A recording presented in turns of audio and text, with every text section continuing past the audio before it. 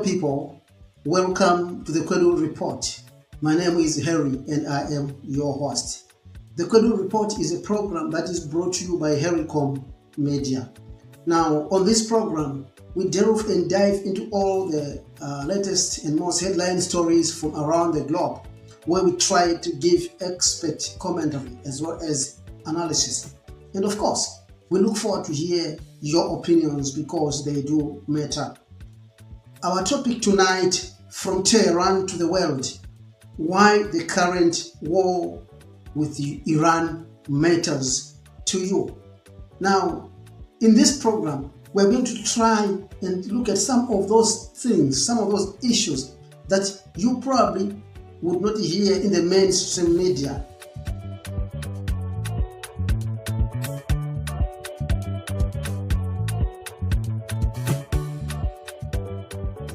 Now, you as a civilian, why and how does this war matter to you? This is what we are going to have a look at. The war has been dubbed Operation Epic Fury by the Americans, which I've coined here a war of miscalculation that has sparked a global crisis. Now, as we now all know, the war broke out on the 28th of February 2026, triggered by the US and Israeli strikes on Iran. And this has escalated into a devastating humanitarian disaster with worldwide repercussions. I'm sure there can't be anyone, it doesn't matter wherever you are in the world, who can say this war has not impacted on you. This war, when it started, it was meant to be a precise military operation. That is according to the US and the Israelis. But it has now plunged millions into a cycle of violence and devastation, as well as suffering economically. First of all, let us briefly look at how this war has impacted the civilians in Iran. The Iranian public or citizens, they found themselves in a twin of nightmares, or in twin nightmares. That is the bombings as well as the brutal crackdown from their own government. As we all know, there had been some civil unrest in Iran for some time. Now, Iranian civilians, they find themselves trapped between foreign airstrikes and their government's deadly crackdown. We all know that early in January, there were protests in Iran when citizens went onto the streets protesting against the government. But there's something interesting here that I want you to have a look at. That has actually been revealed by Fox News regarding those protests that took place in January. I just want you to watch this short clip here from Fox News. Now, the president also provided new details on what happened earlier this year as the Iranian regime took to the streets and slaughtered what the president tells me is 45,000 civilians in their own country. After that took place, President Trump told me the United States sent guns to the Iranian protesters. He tells me we sent them a lot of guns. We sent them through the Kurds, and the president says he thinks the Kurds kept them. He went on to say we sent guns to the protesters, a lot of them. And so a number of headlines here from my conversation with President Trump. All of this taking place more than a month into Operation Epic Fury, and in the after. There we are. Those are the revelations that we now get from Fox News, that when those protests took place in January, actually the US government did send some weapons to the protesters. Now, a lot of people died in those protests, as we now know, with foreign sources indicating that more than 30,000 people may have been killed in those protests, while the Iranian government has got conservative figures of just over 3,000. Now, as it stands now, we really don't know the exact number of people who died in those protests. But as we know, we see the President of the United States of America, Donald Trump, confirming to Fox News that the US were involved in those protests. So we see civilians here caught in between a foreign power with its own interests and their own government with its own interest. So the civilians, the Iranian civilians, are trapped, and they've been trapped for some time now in between the two forces. Remember, I said to you, tonight we are going to have a look at how this war in Iran has impacted the civilians worldwide. So after those protests, then came this war that we are talking about, where according to recent estimates, over 2,000 people, civilians, have been killed since the war began, including, sadly, 150 to 175 schoolgirls in a US strike on a Minab school on the very first day of the war.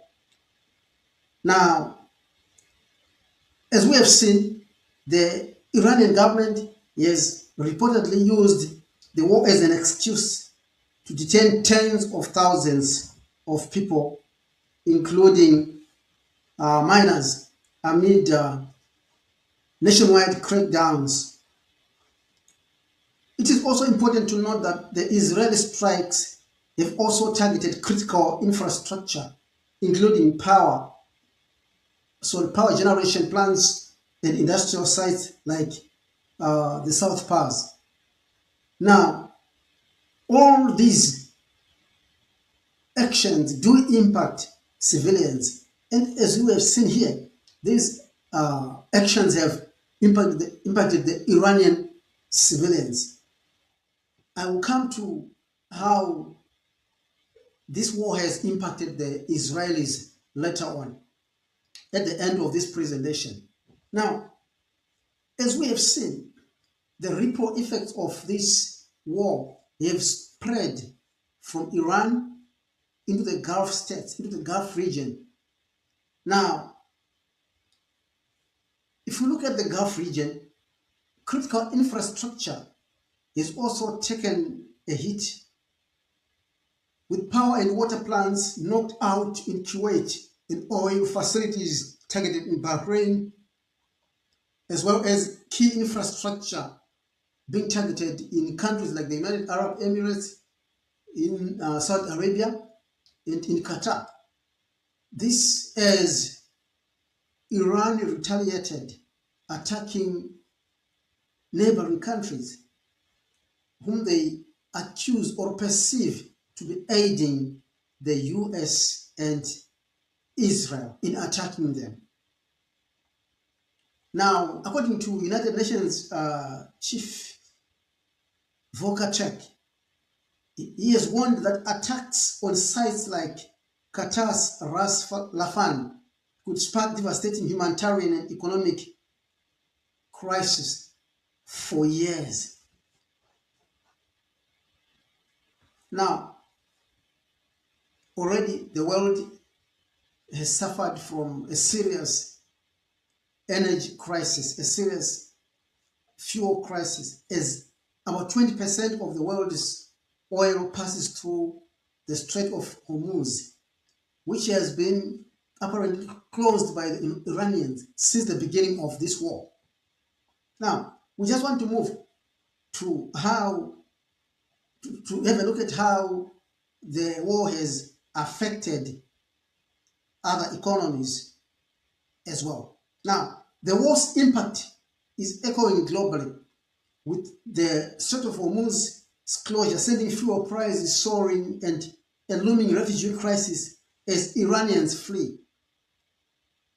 Now, the International Committee of the Red Cross has warned that a humanitarian crisis is escalating. Eroding of civilian life's foundations is also escalating. Now, Iran already is believed to be hosting about 3.5 million Afghan refugees. And the United Nations fears that if there is a mass displacement of these refugees, there could be a clear humanitarian disaster. Now, the conflict is also being waged with scant disregard of civilian combatants and civilian infrastructure, with both parties, that is the US, the Israelis and the Iranians, targeting civilian infrastructure on a number of occasions. We have seen bridges being blown off. We have seen oil refineries being blown off. We have seen key infrastructure like universities, like hospitals, like pharmaceuticals being blown off. All these are key infrastructure, very, very important to human survival. People who are not combatants, people who are not in the army, ordinary civilians like you and me. War is not a good thing. I don't know where you are right now, but I'm sure you agree with me that this war is not a good thing because it's impacting our lives wherever you are. Now, if you are joining us, thank you very much for joining us on the Kwedu Report, where we delve and dive into all the latest headline and topical stories from around the globe. In tonight's program, we are looking at how this war in Iran, in the Middle East, impacts you or on you as a civilian. Of course, politicians disagree with one another, but they don't go to the front line. It is the combatants and the civilians who are affected by the war itself. Now, Amnesty International has warned that failing to negotiate will push the region into an unprecedented crisis, that is the Gulf region, with key statistics showing that more than 3,400 deaths have been recorded, with 3.2 million displacements, while tens of thousands of people have also been detained in Iran. We've also seen soaring food prices, especially of staple food, and apparently an almost 50% rise in oil prices. All these are some of the effects of this war that we have seen here affecting the world. Now, we want to conclude this program tonight by having a look at how the people, for example, in Israel have been affected by this war. Of course, Iran has been retaliating fiercely, targeting civilian structures, infrastructure as well. And according to reports, at least 24 Israeli citizens have so far been reported killed, while over 840 have been injured in drone and missile attacks that have been coming from Iran. Now, as far as Israel is concerned, their bid for regional integration has not been able to shield them from Iranian retaliation. And now, as we speak, because of the war, the country now faces multiple threats, including a military showdown in southern Lebanon and the Houthi in Yemen. Some of the results or the impacts of this war, they do not affect the politicians who make decisions to get into these wars, but they affect ordinary civilians. They affect ordinary citizens. War is not a good thing.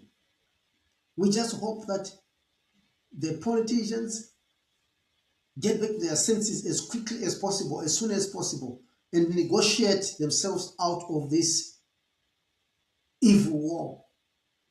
which is impacting the life of all citizens or every citizen throughout the world.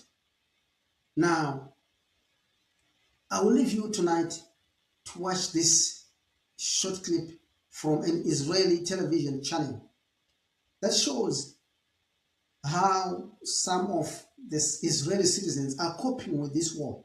How the family that we see here in this clip is an example of how some of the families in Israel have decided to cope with this war, where they have literally left their homes and they've been living in underground bomb shelters for more than a month now. That is at the time this video was recorded.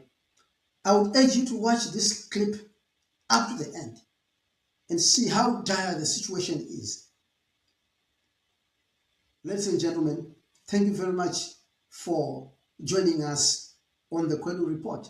We want to hear your opinions. Tell us how this war is affecting you in the country where you live, in the city where you live. Or you may be in a farming area, maybe in a mining area. You may be here in Australia, you may be in the Americas, in Africa, you may be in Europe. Hit the chat box and give us your opinions. How has this war affected you? So, like I said, I will leave you watching this video from an Israeli television channel showing how some of the Israeli families have been, and children have been affected by this war. Till we meet again in the next episode of the Kwedu Report. Thank you very much for joining us. Have a good one. Such family. They've been living in a bomb shelter since the start of the war. Yael Ringel joins us now. Yael, I see you're joining us with your daughter and your husband and the dog. Thank you so much for joining us. Hi, good night. Good night. Yes. Good night. So 1 month of sirens. I mean, first of all, how are you all doing? We decided to go to a shelter to feel secure, because all in the place we live, the last in Uni, our house was exploded because of the bomb. So your house in June was hit. I'll for the audience, their house was hit in the June war, in the 12-day war with Iran.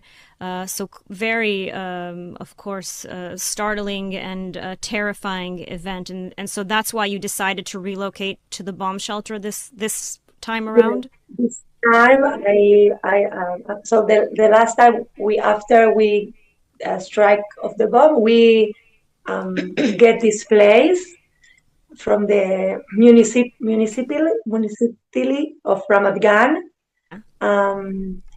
and then this time we don't play with this. We just go there all day to get sleep. 4 weeks. And 4 weeks already.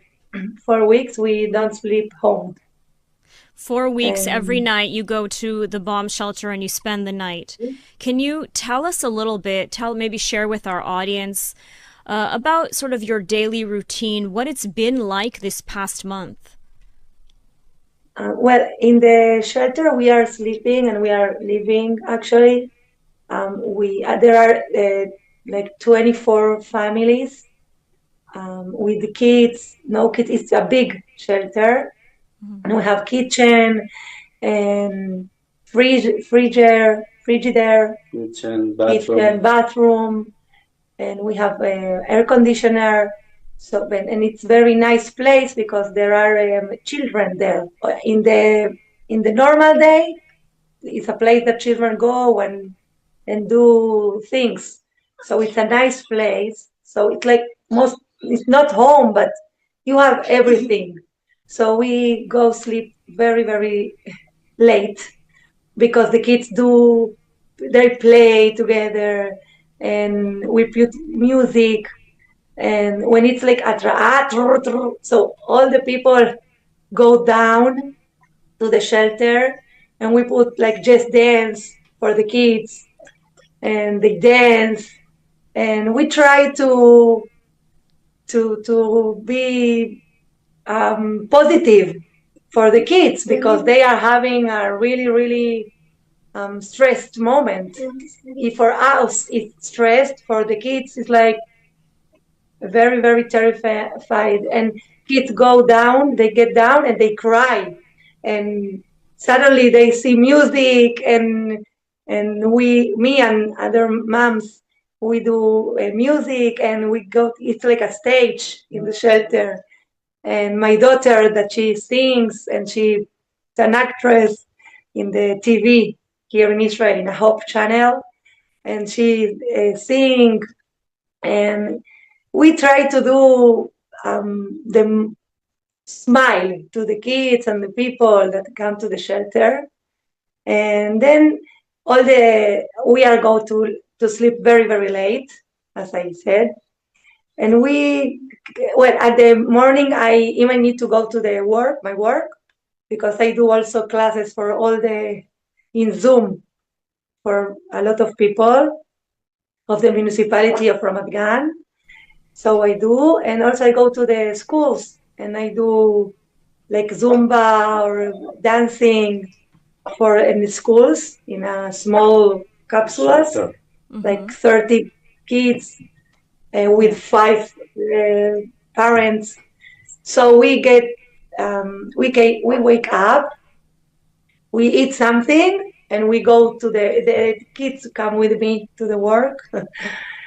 And then we get home for a shower and cooking, and if I need to do washing machine, this is my So my this is big the war routine that you've been living for the past month. And we're just seeing on the screen now, we're seeing your daughter dancing, singing, and I understand that she's a very talented singer, a very talented actress. I mean, can you tell us a little bit about maintaining her work as well throughout the war?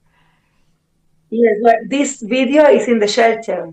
She do videos because she all the time sing. For her, it's perfect. It's like the way she go out of her fear. She dance and she sing, and she also do auditions from the shelter, and she try to keep it like this, but it's very difficult. She has Instagram, but I put her videos because she's just 8 years old. Her name is Ivana. Ivana, vení. She's a little shy Ivana. now. Yeah, because first time like this, but she's congratulations, because she's doing auditions, and she sing for the people in the shelter, and this is a good way to pass this moment. Absolutely. I think it's it's so important for our audience to understand that people's lives have been completely upended here in Israel. No schools, back to Zooms. So it's a very different reality, very similar, you could say, to the corona, except with the threats of missiles and sirens constantly over our heads. And, I do just want to ask if you had a message now for the people watching from abroad, for our viewers, something that, you want them to know about life in Israel right now. I mean, what would you tell them? We just want this war stop. We want peace. This reality is if you are not here, you cannot understand. All the people can talk, but the feeling is, all the people is different. Yes, there are people that they take it in different ways. But kids are with fear, but we feel secure because our Tzahal, our Yes, I think it's very, very here secure, and everyone is with another. Like this is a our yeah, all the people together and help each other, and we will stay like this. But the war is like it's finished, and after we like pray for no more wars and to be peace, just peace and harmony, and we We can are live. brothers. Yes, All the people in Israel, we are brothers. Okay? The war is I think this is what I think now. I take to I say to my God, please, it's the last war. That's all. We need to do the work, but that's all. yes. I think we can want all to- say, yeah, we can all say amen to that. Yael, Diego, and the rest of the family, thank you so much And for joining us. Am Israel Chai! Yeah. Am Israel Chai! Am Yisrael Chai. And really, let's hope the missile attacks will end very soon and you can go back home to your regular life. And of course, we're all wishing your daughter all the success in the world. Gracias. I hope. Thank you. Thank you. Thank you very much. Thank you.